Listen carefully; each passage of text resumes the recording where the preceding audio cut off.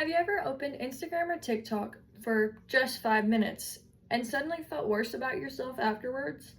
Maybe you saw someone with perfect skin, or the perfect body, or expensive clothes, or a seemingly perfect lifestyle. Maybe you started thinking things like, why don't I look like that? Or why isn't my life like this? Most of us have had that feeling at some point. Social media has become a huge part of our everyday lives, especially for teenagers and young adults. We use it to communicate, stay entertained, and keep up with friends. But while social media can be fun and helpful, it also creates a culture where people constantly compare themselves to others. Today, I want to persuade you that this online comparison culture is seriously damaging to our self-esteem and mental health, especially among teens and young adults. Social media encourages unrealistic comparison, affects how people see themselves, and can lead to anxiety, insecurity, and depression. To begin, social media is designed in a way that encourages comparison. Every time that we open an app like Instagram, Snapchat, or TikTok, we are immediately surrounded by pictures and videos of other people's lives. But the problem is, what we are seeing is just the best parts of those lives. People carefully choose what they post online. They use filters, editing apps, good lighting, and perfect angles to create an image that looks flawless. Because of that, social media often creates unrealistic expectations. People begin to think that everyone else is happier, prettier, richer, or more successful than they are. According to social comparison on social media and body image concerns, social media users frequently compare their appearance to others online, especially on image-focused platforms like Instagram. The study found that these comparisons can negatively affect body image and self-esteem. This is important because when people constantly compare themselves to unrealistic standards, they begin to feel like they are not good enough. Instead of appreciating themselves, they focus on what they think they lack. For example, someone may post a photo after taking hundreds of pictures, editing the image and adding filters, but when another person sees that, they may assume that that photo is completely natural and start feeling insecure about their own appearance. Over time, these comparisons can become unhealthy and damaging.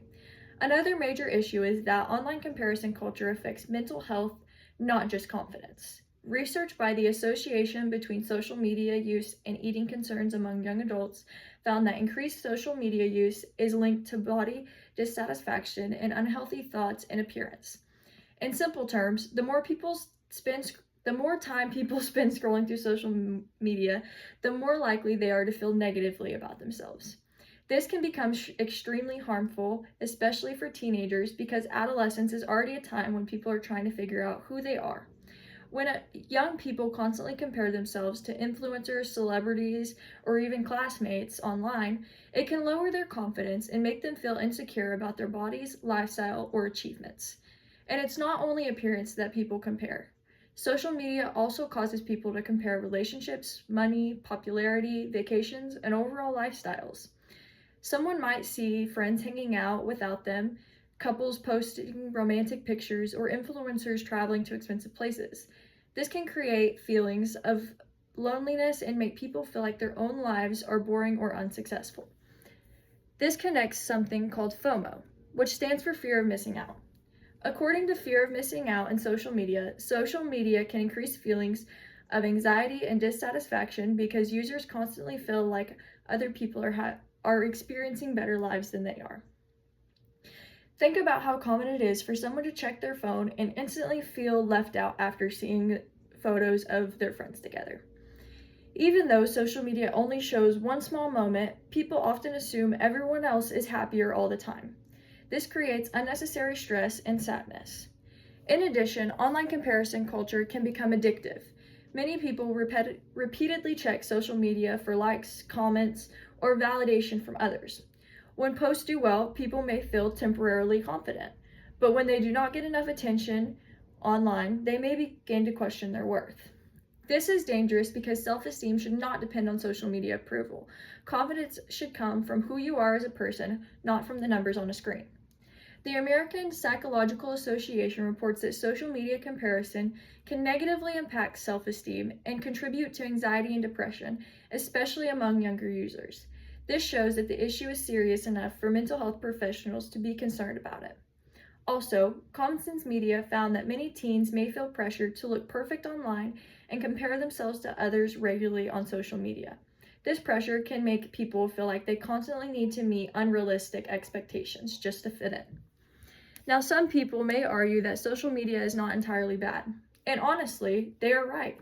Social media can help people by staying connected, building communities, and spreading awareness, and also expressing creativity. It can also provide support and inspiration for many people. However, just because social media has some positive aspects doesn't mean we can just completely ignore the negative effects. Cars are useful too, but we still wear seatbelts because we understand the risks. In the same way, we need to recognize how social media affects mental health and how to use it in healthier ways. So, what can we do to reduce the harmful effects of online comparison culture? First, we need to remember that social media is not reality. Most people only post the highlights of their lives, not the struggles, insecurities, or bad days. Comparing your everyday life to someone else's best moments is unfair. Second, people should be more careful about the content they consume online. If certain accounts make you feel insecure or unhappy, unfollowing them can actually improve your mental health. Instead, people should follow accounts that promote honesty, positivity, and realistic lifestyles. Third, taking breaks from social media can make a huge difference. Spending less time online allows people to focus more on real life relationships, hobbies, and personal growth instead of constantly comparing themselves to others. Finally, we need to normalize talking about mental health and self-esteem. Too many people silently struggle with insecurity because they think they are the only ones feeling that way. In reality, many people experience the same pressures caused by social media. To conclude, online comparison culture is damaging self-esteem and mental health in serious ways. Social media encourages unrealistic comparison, creates pressure to appear perfect, and causes many people to feel insecure about their appearance and lives. Research from multiple studies and organizations show that these effects are real and especially harmful to teens and young adults. Social media itself is not the enemy, but the comparison culture surrounding it is unhealthy. If we become more aware of how social media affects us, limit unhealthy comparison, and focus more on reality instead of perfection, we can protect our confidence and mental well-being. So the next time you scroll through social media and start feeling like you aren't good enough, remember this. You are comparing your real life to someone else's edited highlight reel, and no one should judge their worth based on that.